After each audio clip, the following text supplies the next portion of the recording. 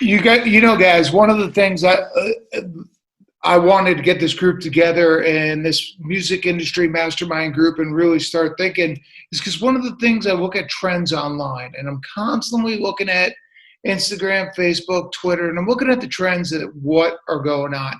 So, for example, you have more musicians streaming than any time before in history. Like everyone's online, everyone's streaming right now. Now, where we live in Florida, it's primarily cover musicians. So we've got a lot of cover musicians streaming. And I'm watching each show and I'm going through and I'm watching our artists play and I'm watching artists play. And one of the things that I notice is that they are playing the same show they would play out. Here you are in this beautiful landscape. You got no restrictions, you got no boss, you got no time frame, and you can do whatever you want. And they're playing the exact same show. And I think that's what, like Nathan and I were talking earlier, and that's where the growth mindset comes. So one of the things we implemented that I'm super excited because I've sold one and I'm getting ready to sell my next one is we're doing virtual house concerts right on Zoom. We're doing right on Zoom. We're doing singer-songwriter virtual house concerts on Zoom. It's your own private room. People are paying for the room. They come in, they invite their friends, and you get 45, 50 minutes of a musician playing, and then you get a Q&A. So there are awesome things you can do right now, and like I think this is a very special time because you can really create whatever you want right now. And let me add, in that creation process, because of how, and this is maximizing a positive in a negative situation, because of how the economy is. A lot of the stuff, software, everything that we would need of great quality is much cheaper. Oh yeah, they've knocked the prices down. For instance, hold on, I'm gonna grab some.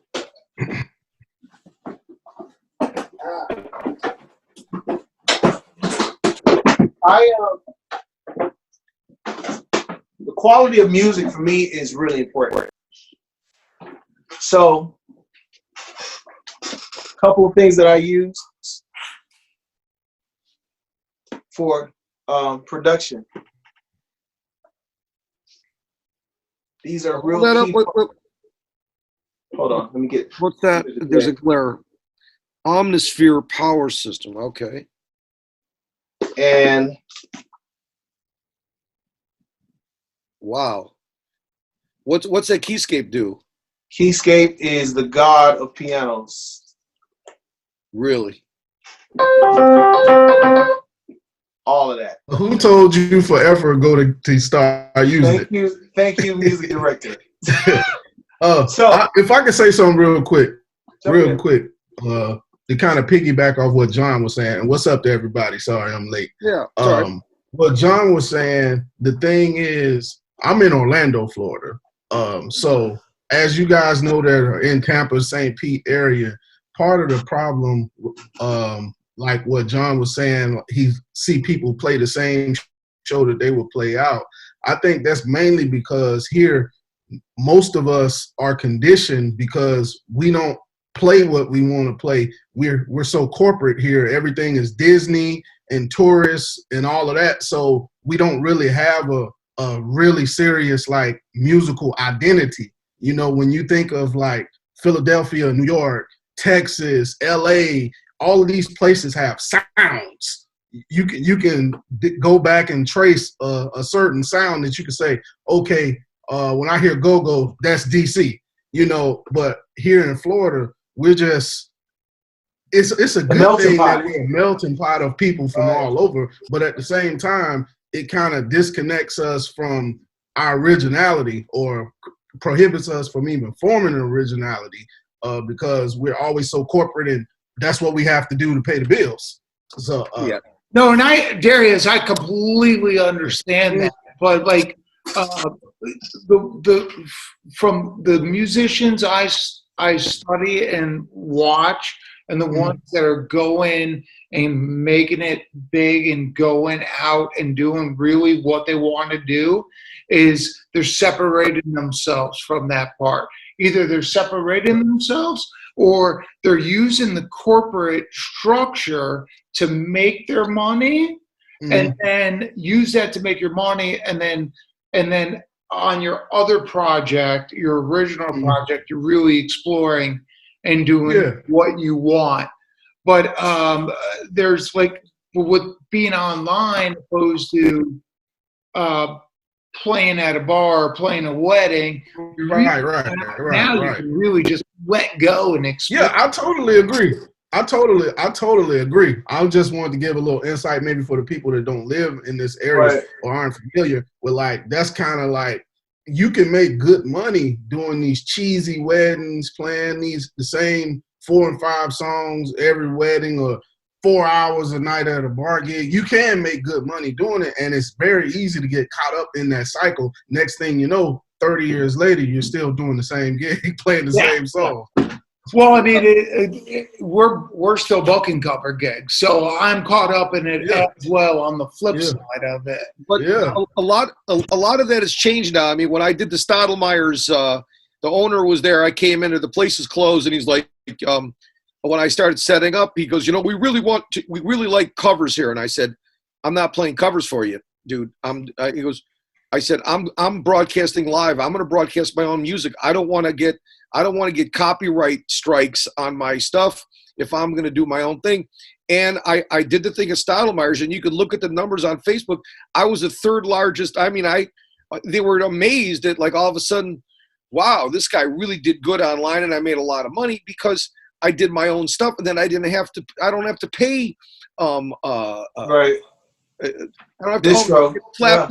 Well, no, all of a sudden, I get, and I told that to one girl. I said, do your originals, and she got on camera. That's all on film. This is all, and she, June, and she just all of a sudden started singing like Lean on Me and all these other songs. And I'm like, no, you were supposed to do your own songs. Sure enough, I had 5 notices from YouTube saying, and then they cut out the songs. She did Dock of the Bay. But and I proved to her, I said, listen, girl, you got originals. You got to stick to your originals. Things have changed. One more thing before I got to flip my chicken. I did my first gig last night on Anna Maria Island. There was a line outside waiting because it was only 25% occupancy. And when I played there last night, usually when I play there, there's people talking. They're talking about politics in Ohio State, Michigan, the whole thing. Last night, I've never seen anything like this. The people, all right, go Tide. So there was all these people were just like listening. They were listening to, and I was doing like a whole bunch of different types of things. I think this could have really changed now. I think that live music now, I think people are going to appreciate it more. God bless you, John, what you're saying about the online concerts. But a lot of people last night said, Steve, we're so happy to hear you with the speakers.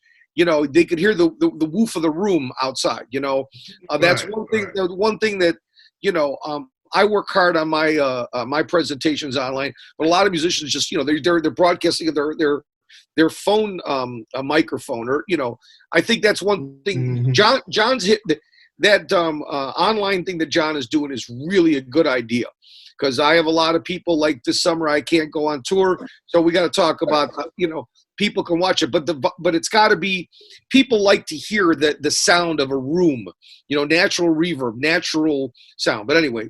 Go ahead. I want to hear more from. I want to say this. Let me jump in on that, especially with this online thing, because it's a whole different scenario. I don't like to use the term national because I don't want to make it sound like I'm being a certain kind of way. But it's a whole different presence with local and national show, especially with how things are now. Right now, there is a lot of money that can be made. There are people that want to hear a sound that will pay to hear. I have friends that have done shows, $1,500, $2,000, spent 45 minutes, walked away with $3,000 easily, just doing a 45-minute show of their music. I actually believe that, in addition to what Darius is saying, that a lot of the local-minded artists are operating in fear to step out of the box, that they will not be accepted for who they are through if they do their own originals. And I that's feel why like we that's a started this major group. thing. Now, one thing that, and I will say this, I appreciated doing John's shows. I would be touring all over the place. I mean, I have 36 different countries under my belt. And within that sector, John would call me and be like, hey, man, you want to come play World of Beer? And I'm like, yeah, I'll come do it. You know, he was like, how much is it? You know, I just did a show on the road for $1,500 for 45 minutes. He was like, man, I could get you $1.50. I'm like, okay, I'll do it.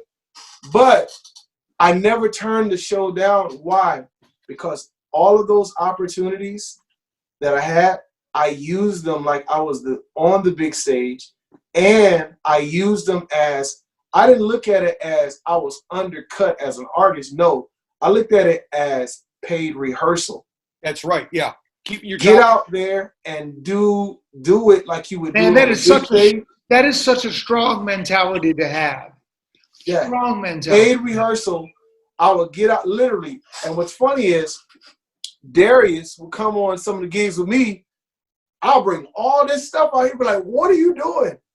We're not even getting paid. Yes, we are.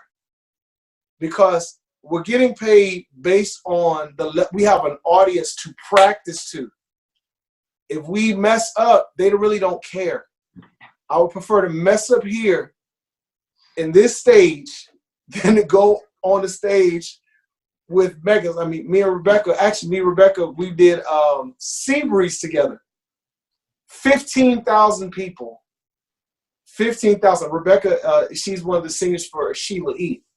Okay. And 15,000 people. You don't want to get up there and mess up on the stage with 15,000 people. So yes, I will do a John and Carrie show so I can mess up there and work out all my kinks so I can make sure I'm better prepared to handle the stage. It's one thing to be great in this room, but you got to build up confidence. You got to build up stage presence. You got to build up the whole shebang. A musician does not sell CDs. A performer does.